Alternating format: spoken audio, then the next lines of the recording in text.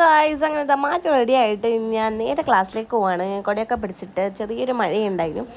അപ്പോൾ പിന്നെ ഇതാ ഇങ്ങനെ നടന്നു. പിന്നെ ചോറ് തിന്നിട്ടുണ്ടായില്ല. ചോറ് ഞാൻ വേണ്ടാന്ന് വെച്ചിട്ടാണ് തിന്നാത്തതാണ്. പിന്നെ കുറച്ച് അണ്ടിപ്പരിപ്പ് എടുത്തിട്ടുണ്ടായിരുന്നു. അണ്ടിപ്പരിപ്പൊക്കെ തിന്നുകൊണ്ട് മുമ്പിലേക്ക് ഒരു ഓട്ടോ കിട്ടി.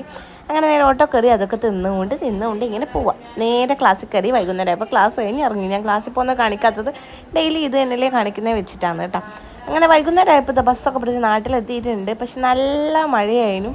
അങ്ങനെ ഞാനും ചന്തും കൂടി കുടയൊക്കെ പിടിച്ച് വർത്താനം പറഞ്ഞ് നടക്കുകയാണ്. ഈ മഴ പെയ്യുമ്പോൾ തോന്നും പെയ്യണ്ടെന്ന്, പെയ്യാണ്ട് നിൽക്കുമ്പോൾ തോന്നും പെയ്യണമെന്ന്. മഴയത്താണെങ്കിൽ പുറത്തിറങ്ങാനാണെങ്കിൽ ഭയങ്കര മടിയുമാണ്. വീട്ടിലെത്തുമ്പോഴേക്ക് ഇച്ചിത ഓടി വന്നിട്ടുണ്ട്. അച്ഛനിപ്പോൾ ടൗണിൽ പോയപ്പോൾ കൊണ്ടുവന്ന് സോപ്പൊക്കെ എടുത്ത് മണപ്പിച്ച് നോക്കുന്നൊക്കെ പറഞ്ഞിട്ട് വരികയാണ്.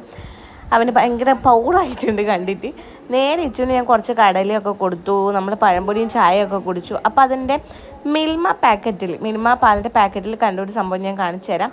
ഇതൊരു ഹെൽപ്പ് ലൈൻ നമ്പറാണ് 1930 പറഞ്ഞിട്ടുള്ളത്. സൈബർ ക്രൈമൊക്കെ ഇപ്പോൾ ഒരുപാട് നടക്കുന്നതായതുകൊണ്ട് തന്നെ നമുക്ക് എന്ത് പ്രശ്നം ഉണ്ടെങ്കിലും ഈ ഒരു നമ്പറിലേക്ക് കോൺടാക്റ്റ് ചെയ്താൽ മതി കേട്ടോ.